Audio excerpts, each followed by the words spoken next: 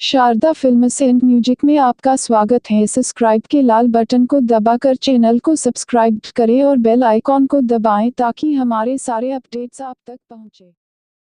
तीन लोक नवखंड में गुरु से बराना कोय, प्रभु कहे सो टल सके, गुरु कहे सो होय।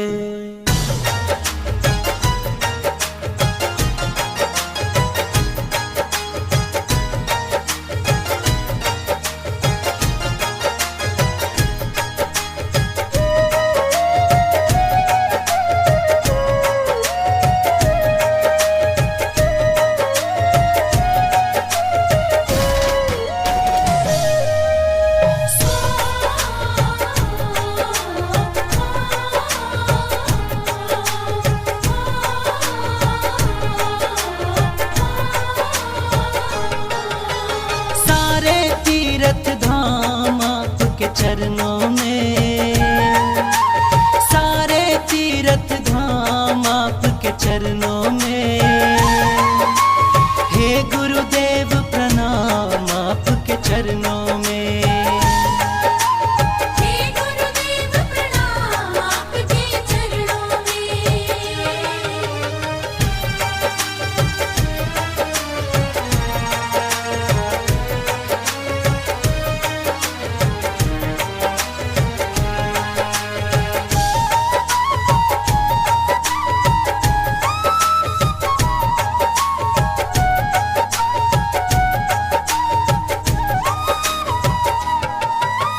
हृदय में महागौरी लक्ष्मी कंठ शारदा माता है।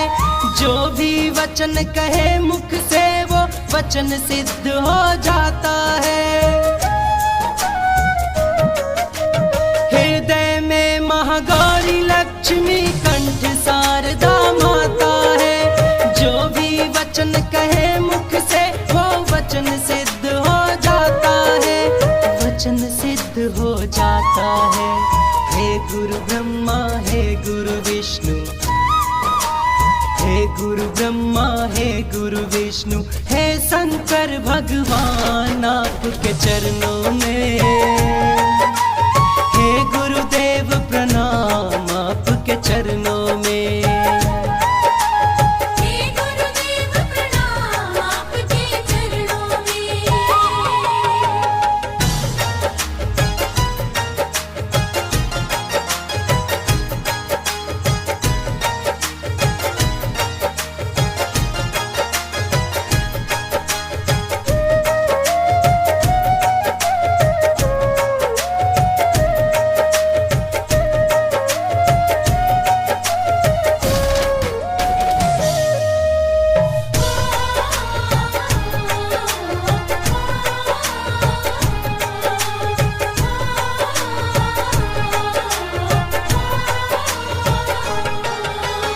जन्म के दाता मात पिता है, आप कर्म के दाता है।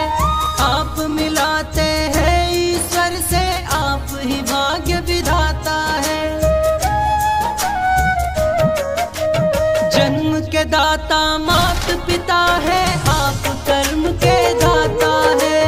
आप मिलाते हैं ईश्वर से, आप ही भाग्य विधाता है, आप ही भाग्य विधाता है। रोगी मन को दुखिया तन को, रोगी मन को दुखिया तन को मिलता है आराम आपके चरणों में। हे गुरुदेव प्रणाम आपके चरणों में।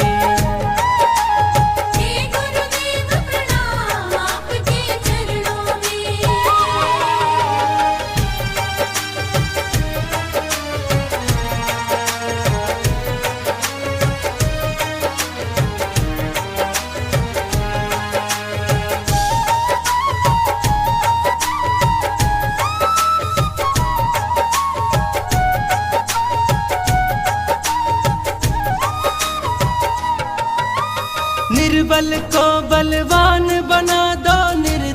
को धनवान गुरु, देव कमल और वंशी को भी ज्ञान का दो वरदान गुरु।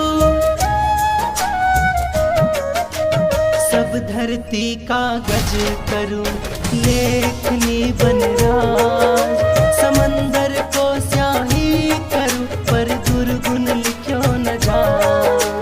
हे महाज्ञानी हे महादानी, हे महाज्ञानी हे महादानी, रहूं मैं सुबह शाम आपके चरणों में।